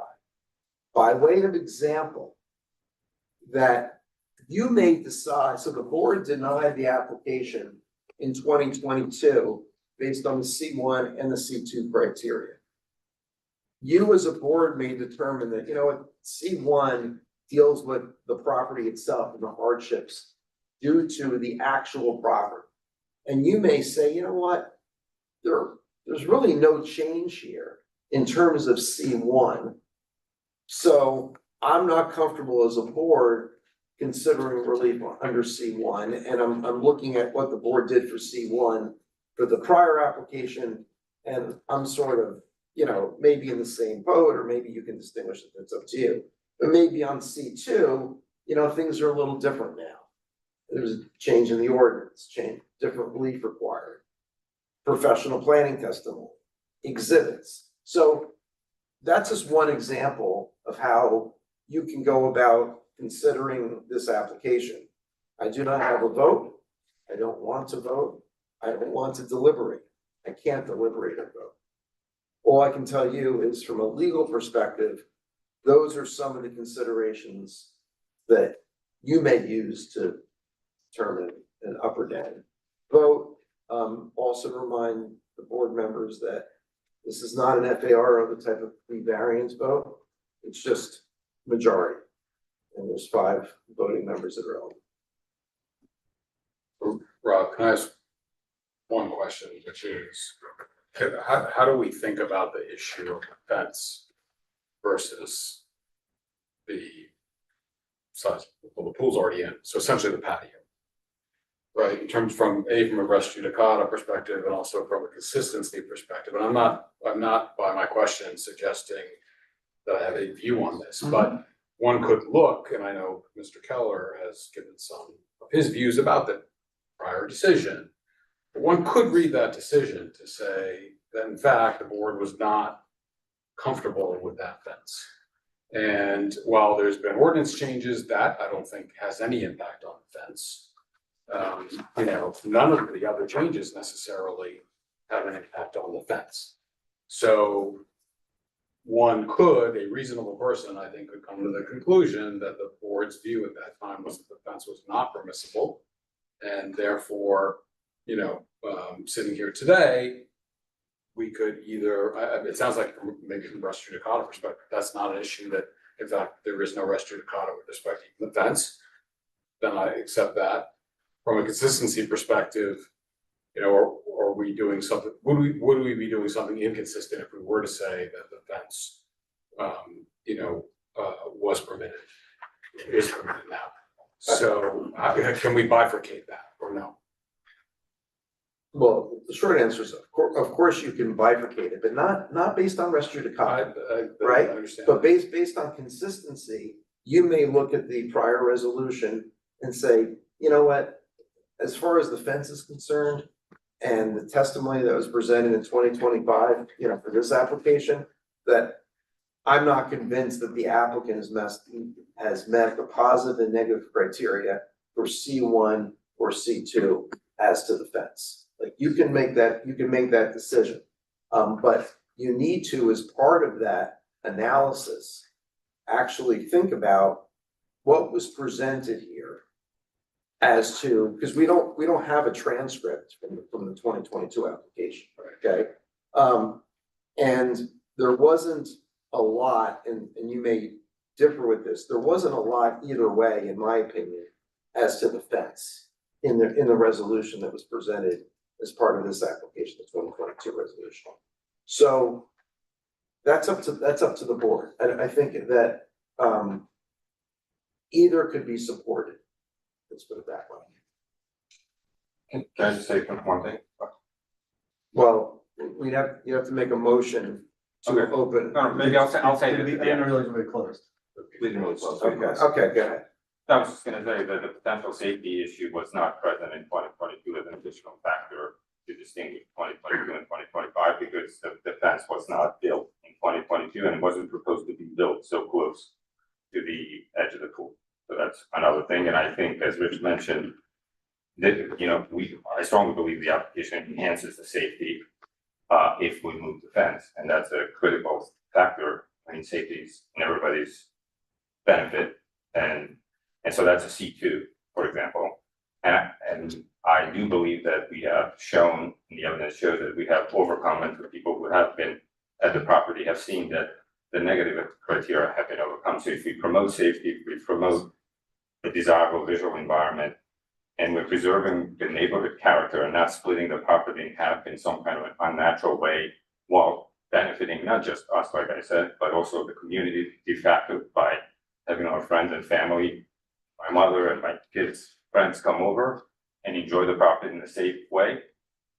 You know, from my perspective, I do believe, you know, that does establish the purpose of the law and advances, you know, the zoning ordinance on both Okay, parts. yeah, I don't think the issue, I mean, the proofs are done, and now you made that argument very eloquently before, currently, and Mr. Keller as well. I think Mr. Rosen was talking a little bit more about comparing it to 2022 for purposes of consistency.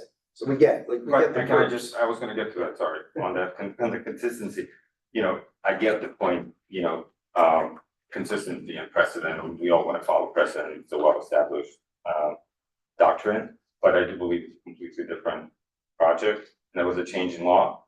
And if somebody wants to claim, look, board, you approve this application, I want you to reconsider my application on consistency.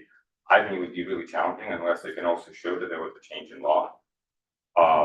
And also. Okay, but again, now you're talking about res judicata, we're past that. I'd like to just, because I didn't have it in my hand, just to go back to the 2022 resolution for a second. I looked through it all and I didn't see any place where the fence was singled out. It was often mentioned together. On page 5, 2/3 of the way through, item number 17, the board finds that the variance is triggered by the proposed accessory lot coverage, common pool, and fence would not advance purposes of an LUL. And so there's 3 things together: proposed accessory lot coverage, pool, and fence together. It doesn't single out one, and it's not singled out anywhere else that I saw, other than some neighbors had concerns about the visual impact of the pool and the fence. And then if you look under note 18 at the bottom of page 5, it says that the any benefits of the proposed landscaping fail to substantially outweigh the applicant's detriments imposed by vastly exceeding the bulk requirements contained in the township zoning ordinance. So to me, that was the point that at least the resolution focused on most, was that they were vastly exceeding the bulk requirements, putting some 1,260 square feet into the front yard. So I think that in terms of the way we've seen it, is that hardship that's created by the lot shape is why we have such a small area, why we feel we need to expand our shoulders a little bit and go into a front yard where we wouldn't want to otherwise, because the shape just, there doesn't leave much room to provide the type of amenities associated with any lot in the zone, and certainly not when you have a pool. And then we really saw the fence as being a C2 application where the benefits of the purpose of municipal land use are advanced safety, general welfare, consistent with the fabric of Short Hills. And then we saw that there was no substantial detriment, certainly any detriments from that incursion, which will not be seen or felt, certainly outweigh the benefits outweigh any detriments, because we don't see any detriments. So we really saw it as a combination of C1 and C2. That could be each variance could be argued separately. And we think in the end, I think that positive criteria is often a touchy-feely kind of thing, and where I always come down to is, what is the actual harm to the neighbor? What's the harm? What's the negative impact? There is no other lot I've ever worked on in Short Hills that is this unique. So it's not like you're creating something. The only one that's like it is one that you saw 4 years ago, but we vastly changed that application. So I ask you to consider both C1 and C2 and the various proofs we've offered. Okay, we can close the public portion now. After hearing Rob discuss the res judicata, board members, your thoughts? I can pick David to go first. I find this to be materially different application than the original. Reading through the neighbor objections from the original one, most of them stemmed around the original pool being so close to Arden, to the Avenue of Place. I was out there today. The safety issue gets solved if you run the fence on the backside of the new proposed patio. That doesn't address the fact that that's gonna look ridiculous, as the existing fence does. And I think running the fence along the edge of the arborvitae is a very sensible thing to do. It satisfies the need to have the fenced-in backyard. If you have a pool, it's not gonna be visible unless the deer go wild on the arborvitae, which they can. My thought is that you're likely to, due to the privacy issues, you're likely to replace, if that starts happening, you're likely to rebuild that. And so I think there's a lot of, I think skinnying down the patio has been described. The abutment of that into the front yard is now very, very small, certainly relative to the 22 application, and even skinny down from what was in our packet. And I think putting the fence where you're proposing is the sensible thing to do. My thoughts. All right, I'll go next, keep it in order. Couple things. I also read through a number of times the resolution from the prior board hearing. And I really centered on paragraph 17, which states similarly, the applicant has failed to satisfy the criteria for variance relief under the applicable statute. The applicant failed to demonstrate that the application constitutes a better zoning alternative for the property. The application will only benefit the applicant and his family as opposed to the surrounding neighborhood. That kind of jumped off the page at me. As far as benefiting the public with the municipal land use law, I don't see that here. I wasn't really centering on the fence either, until you questioned Rob on it. And I can't, for the life of me, think that the prior board decision did not include the fence, or that they just excluded it, or they just had it as a side note or a footnote. I don't think res judicata applies. I do think I agree with David that it is substantially much different than it was back in 2020. I have it 2022. I have it sitting up in front of me now. It's dramatically different. I agree with Rich on that. But I am on the fence, actually. The reason I say that is for consistency. I mean, we had a board take a look at this, and one aspect of it is the fence. That's the consistent element that seems to be here. I mean, I realize it's 5 feet more off the right of way line. But is that substantially different? I also realize it drops back from the front of the house as well. But as far as consistency also, we've had a number of corner lots where we have fences that come up. I think the one that Rich mentioned on Jefferson, that was also at the time we heard this originally, and that was pulled, I believe. Well, one that was recent that was pulled, wanted to put the fence, had very nice shrubbery and all that stuff, and a drop down behind it to the street. Wanted to put the fence along the street. Right, and then we see that, that's what they wanted to do in 2022. Right. They see that a lot, but Yeah, they want to encompass as much as possible.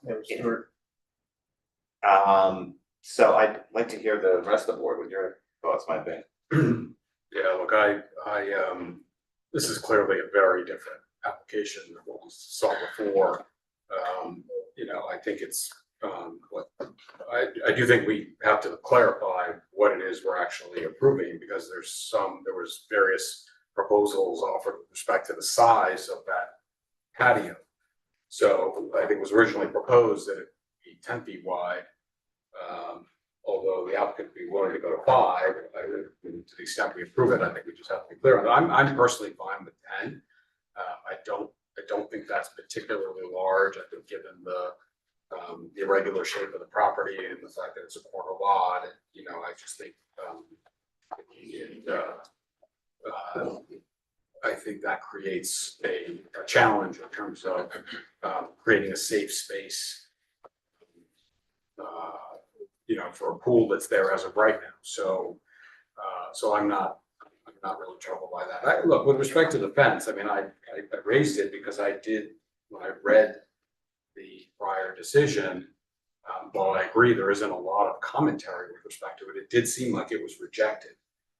Now, maybe it was rejected in the context of an application that was excessive, certainly in that board's view at that time, and in my view now. So it might have been rejected for, just given the overall context of that application. I mean, I'm personally not overly troubled by the fence. I generally don't like those fences around the property line, but I think in this context, I think we're looking, to David's point, a little funny to try and draw that fence around the revised patio or the new patio. So I think I would be okay with that, but I am a little bit concerned about coming to a different conclusion from what that earlier board did in this context. But net, I think the application as revised is significantly scaled back, more sensible. And I think probably better from a safety perspective, so I would be supportive. Can I just make this one little side comment? It's a little, it's not directly related, but I think it's worth stating. Just to remind the board that when we look at a C2 variance application, one of the things that the board is charged with considering is whether the benefits substantially outweigh the detriments, right? It's a little bit of a balancing test. And there's this famous case called Pullen from 1999 that basically clarifies that when a board is to do that weighing of the positive and negative criteria for a C2, that when you're looking at the negatives from the deviation, what you are to compare it to is not the positives from the particular deviation, but the positives from the project. So put another way, when you're doing that balancing, you're not just looking, let's say it was a rear yard setback. You don't just look and say, well, what are the benefits of this rear yard setback versus the detriments? What you're supposed to do is you're supposed to look at the benefits of the whole project, whatever the project is, compared to the detriment of having that rear yard setback not comply. So I think that in terms of the fence, just as an example, that however you guys decide to come out, that any detriment associated with the fence, and all variances have some detriment. That's why they're variances, right?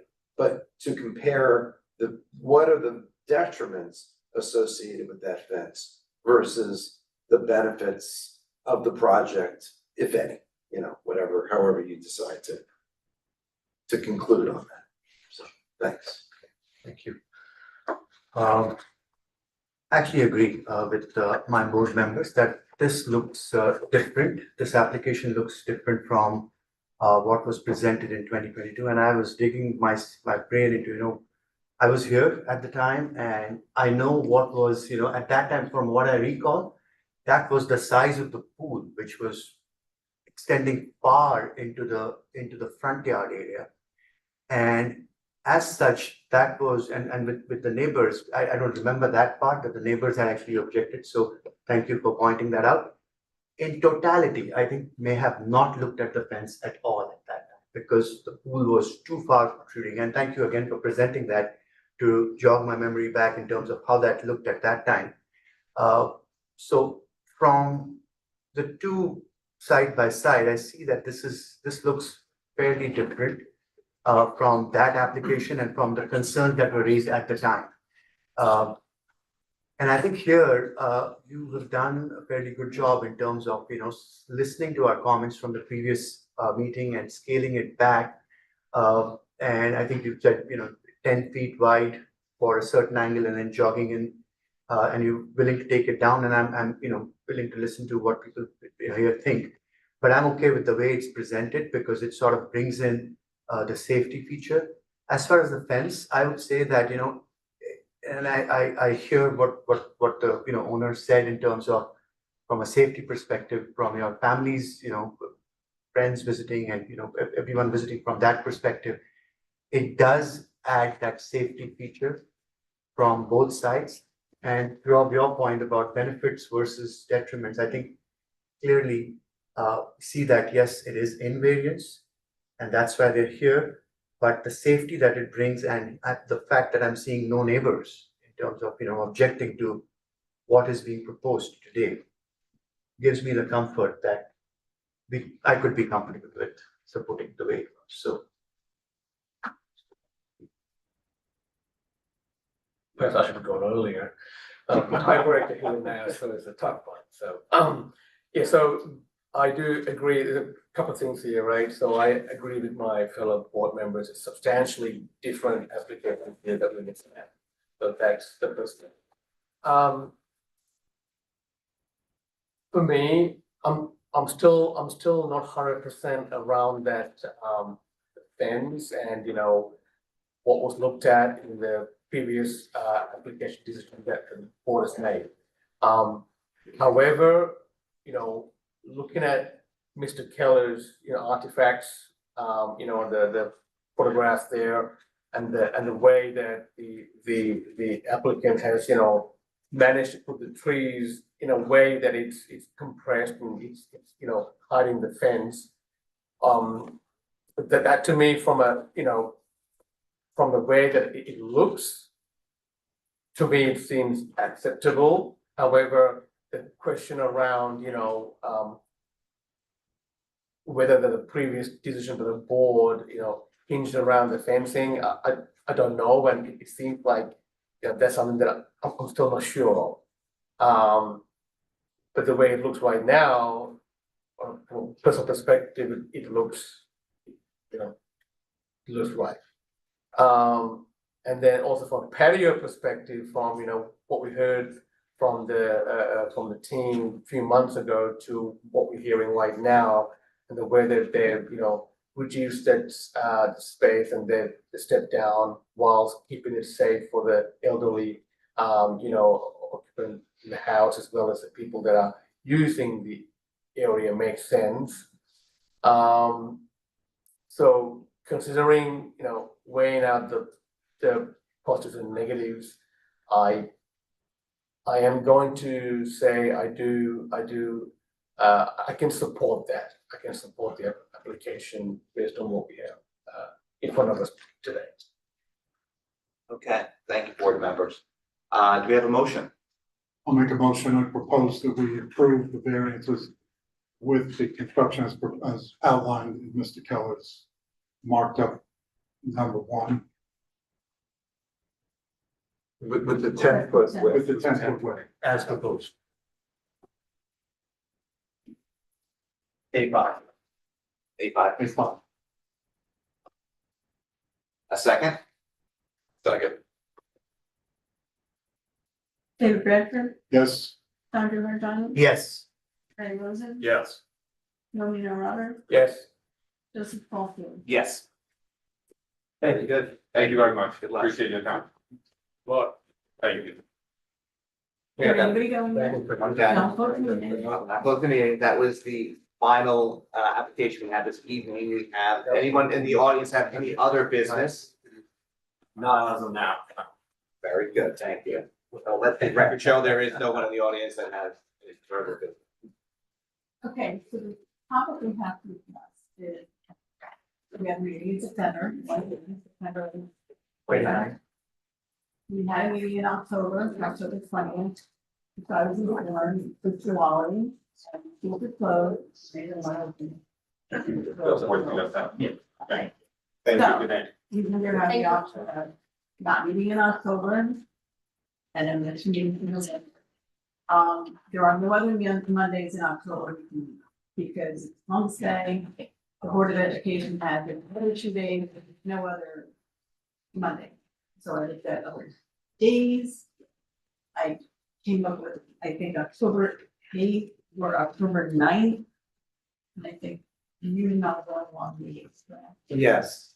So it's just something that, I don't know, kind of like, you don't have a full meeting here. The problem is if we wait till September 29th, I can't schedule anything for October. Over 9, because I have historic preservation.